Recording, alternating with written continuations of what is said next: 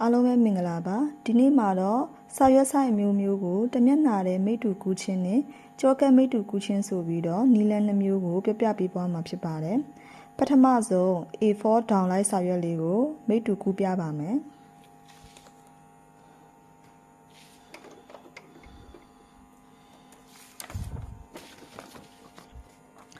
ဒါက A4 downline စာရွက်လေးပေါ့နော်မတို့ကဒီတမျက်နှာတဲ့ကိုပဲမိတ္တူကူးချင်တယ်ဆိုလို့ရှိရင်ကိုကူးချင်တဲ့စာမျက်နှာပါတယ်ဘတ်ချမ်းကိုစကန်နာပေါ်ကိုမှောက်လိုက်မယ် A4 downline ကူးမှာဖြစ်တဲ့အတွက်ကြောင့်မလို့မပုရဲ့အမှတ်ပါက A4 downline ပုံစံလေးဒီမြင်းကြောင်အတိုင်းပဲနေရာချပါမယ်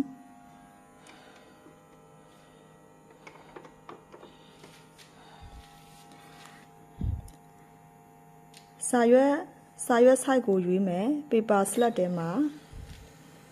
A4 downline ပုံစံလေးကိုရွေးမယ်ပြီးရင် done ကိုနှိပ်မယ်ပြီးရင်မတို့ကစာရွက်ဘယ်နှရွက်လိုချင်လဲဆိုတာကို comment ပေးမယ်မပုံရွက်လိုချင်တဲ့ကြောင့်မလို့ပုံကိုနှိပ်မယ် start ကိုနှိပ်မယ်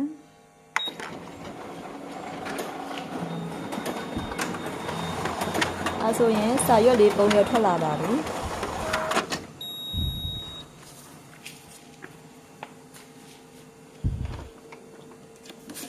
ဒါက A4 downline ကိုတမျက်နှာတည်းကူးတာဖြစ်ပါတယ်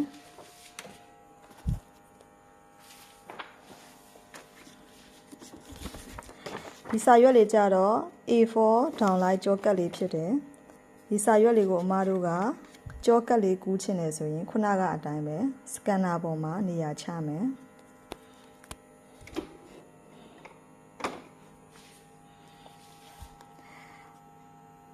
ခုနကပေးထားတဲ့လှုပ်ဆောင်ချက်လေးတွေကိုဖြတ်ချင်တယ်ဆိုရင် reset ဆိုတဲ့ခလုတ်လေးရှိတယ်အဲ့ဒီခလုတ်လေးကိုနှိပ်လိုက်ရင်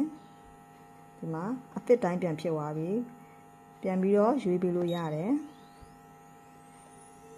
A4 downline လေးကိုရွေးမယ်ပြီးတော့အမတို့ကကြောကတ်ထုံးမှာဖြစ်တဲ့အတွက်ကြောင့်မလို့2 side ဆိုတဲ့နေရာမှာနှိပ်မယ်2 side ကိုရွေးပေးမယ်ပြီးရင် OK ကိုနှိပ်မယ်တော့ဘယ်နှရွက်ထုတ်ချင်လဲဆိုတာကို comment ပေးပါမယ်ပြီးရင် start ဆိုတဲ့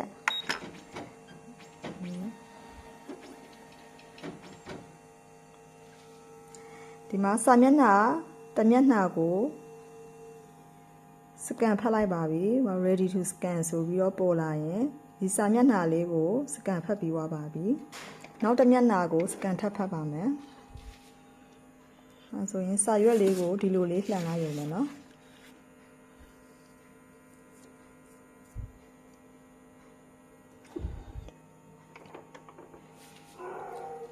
ပြီးရင် step ကိုပြန်နှိပ်မယ် ready to scan ဆိုပြီးတော့ပေါ်လာပြီဆိုရင်ရပါပြီပြီးရင် done ကိုနှိပ်မယ်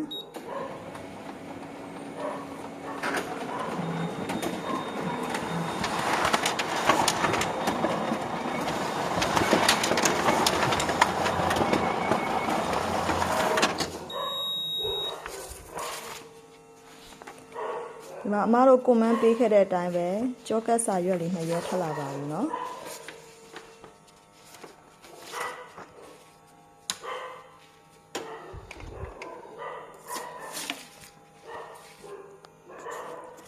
ဒီတစ်ခေါက်ကြတော့အမတို့က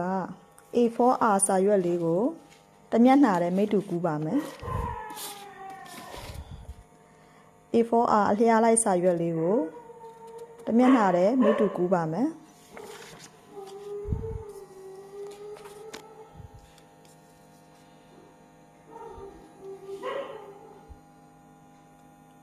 ဒီမှာပူရေးထားတဲ့ A4R ဆိုပြီးတော့အဲ့ဒီမြင်းကြောင်အတိုင်းစာရွက်လေးကိုနေရာချပေးပါမယ် A4R ဆိုပြီးတော့ပြီးရင်စာရွက်လေးကိုအိတ်မယ် ဒီလုံးဆောင်ချက်တွေကိုဖြတ်ချင်တယ်ဆိုရင် reset ဆိုတဲ့ခလုတ်လေးကိုနှိပ်လိုက်မယ်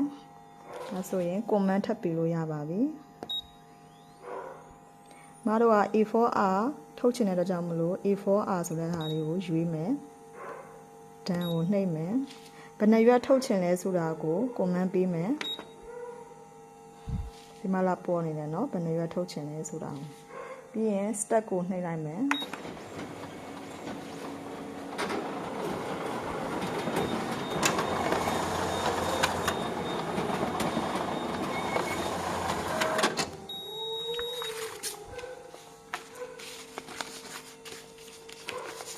A4 အစာရွက်လေးထွက်လာပါပြီတမျက်နှာတယ်ပဲเนาะ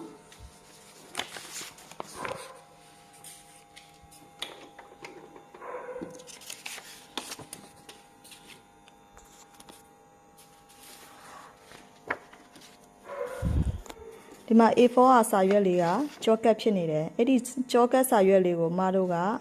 မိတ်တူဆွဲချင်တယ်ခုနကအတိုင်းပဲနေရာချပါမယ်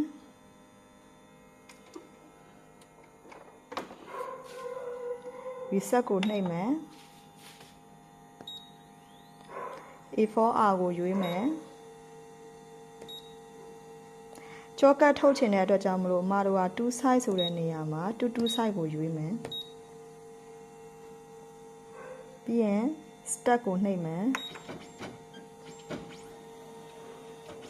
scan ဖတ်နေပါပြီ ready to scan ဆိုပြီးတော့ပေါ်လာပြီဆိုရင်ရပါပြီနောက်ထပ်တစ်မျက်နှာကို scan ဖတ်ပါမယ်ဒီလိုလေးစာရွက်ကိုလှည့်ပြီးတော့ထားလိုက်ရုံပါပဲ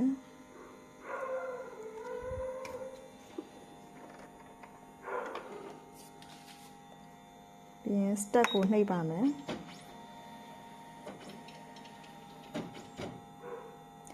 ready to scan ဆိုပြီးတော့ပေါ်လာရင်ရပါပြီပြီးရင်ဘယ်နှရွက်ထုတ်မလဲဆိုတာကို command ပေးပါမယ်မာက2ရွက်ထုတ်မဲ့တော့ကြောင့်မလို့2ကိုနှိပ်လိုက်ပါတယ်ပြီးရင် done ကိုနှိပ်မယ်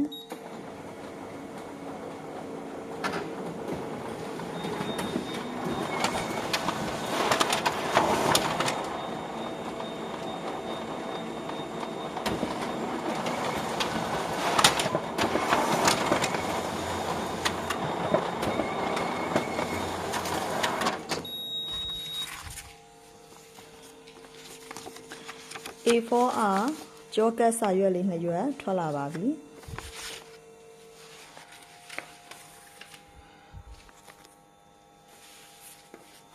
ဒီကစာရွက်လေးကိုတမျက်နှာနဲ့မိတူကူးပြပါမယ်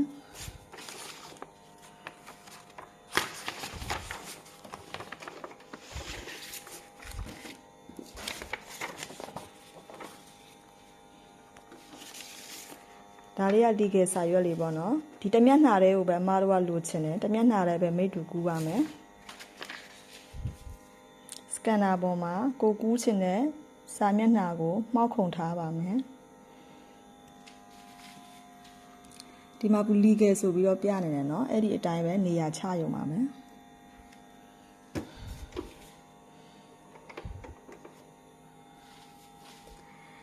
ဒီဆက်ကိုနှိပ်မယ်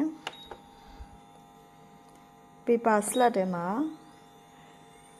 legal ကိုရွေးမယ် done ကိုနှိပ်မယ်ဘယ်နှရွက်လိုချင်လဲဆိုတာကို command ပေးမယ်ပြီးရင် step ကိုနှိပ်မယ်အဲဆိုစာရွက်လေးထွက်လာပါမယ်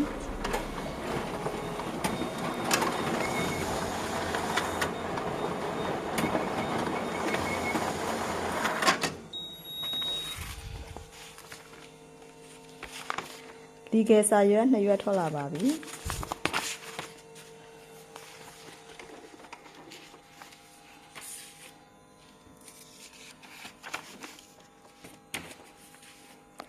လီဂယ်စာရွက်လေးကို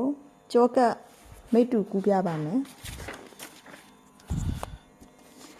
ဒါကလီဂယ်စာရွက်လေးကြောကတ်ပေါ့နော်အဲ့ဒါလေးကိုမိတ်တူကူးမယ်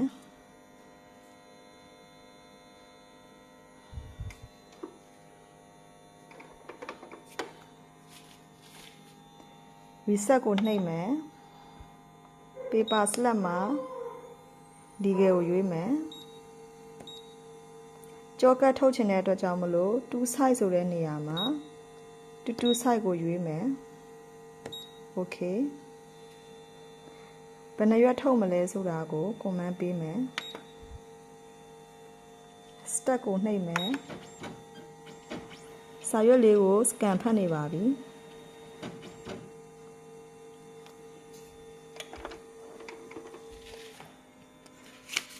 ဒီဘက်ချမ်းကိုကြောကတ်ကူးချင်တဲ့အတွက်ကြောင့်မလို့စာရွက်လေးကိုဒီလိုလေးပြန်လိုက်ပါမယ်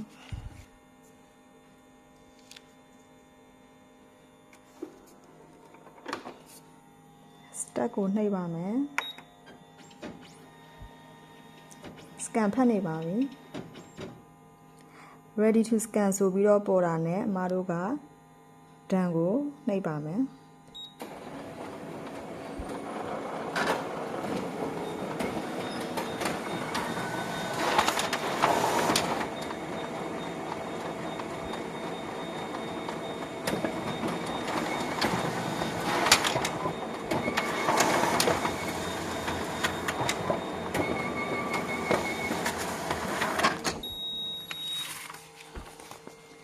ဒီကကြောကတ်စာရွက်လေး2ရွက်ထွက်လာပါပြီ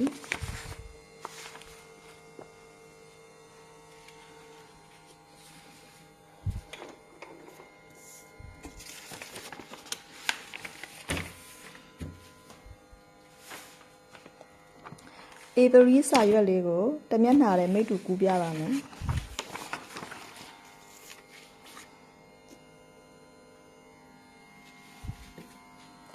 ဒီမှာအေဗရီဆိုပြီးတော့ပြတာတယ်เนาะအဲ့ဒီအတိုင်းစာရွက်လေးကိုနေရာချရုံပါပဲ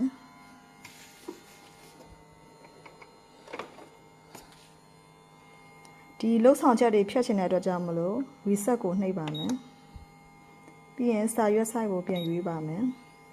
အေဗရီထုတ်ချင်တဲ့အတွက်ကြောင့်မလို့အေဗရီကိုနှိပ်မယ် done ကိုထုတ်ချင်တဲ့စာရွက်အရေအတွက်ကို comment ပေးမယ်ပြီးရင် step ကိုနှိပ်ပါမယ်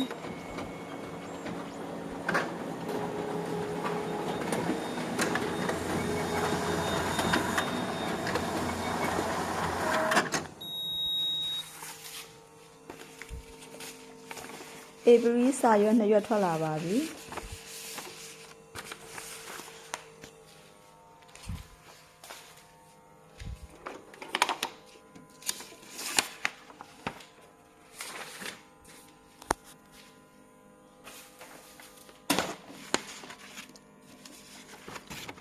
ဒီတစ်ခါတော့ Avery စာရွက်ကြောကတ်လေးကိုမိတ်တူကူးပြပါမယ်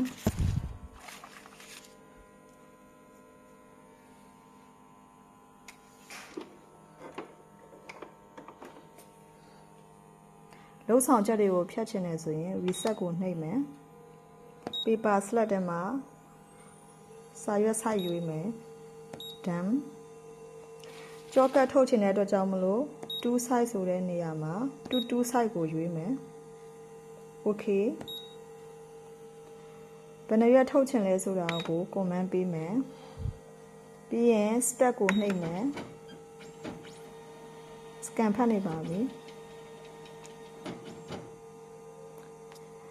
ready to scan ဆိုတာပေါ်လာပြီဆိုရင်စာရွက်လေးကိုဒီဘက်ချမ်းကိုကူးချင်တဲ့အတွက်ကြောင့်မလို့စာရွက်လေးကိုလှန်လိုက်ပါမယ်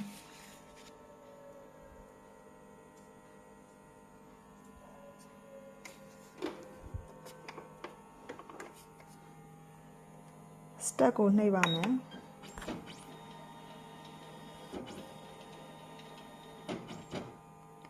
ready to scan ဆိုတာပေါ်လာပြီဆိုရင်မတို့က done ကိုနှိပ်မယ်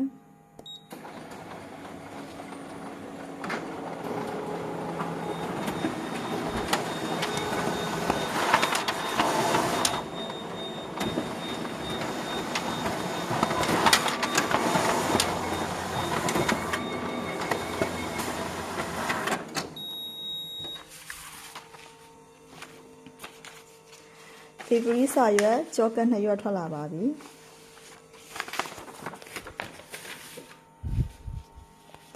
မတို့ကဆက်ကိုပိတ်ချင်တယ်ဆိုရင် additional function ဆိုတဲ့ဒီ star ပုံစံလေးကိုတစ်ချက်နှိပ်လိုက်မယ် command sentence ဆိုတဲ့ဟာလေးကိုနှိပ်မယ်ဒီကအောက်ကမြားလေးကို shut down mode ဆိုတဲ့ဟာလေးပေါ်လာတဲ့အထိကိုနှိပ်မယ် start ကိုနှိပ်မယ်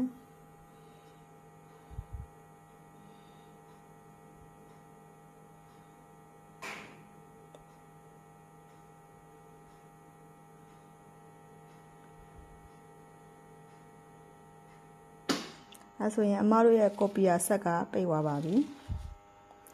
အဆုံးထိကြည့်ရှုပေးဖို့တယောက်ချင်းစီတိုင်းကိုကျေးဇူးတင်ရှိပါတယ် like and subscribe တွေလုပ်ပြီးပွားကြပါနော်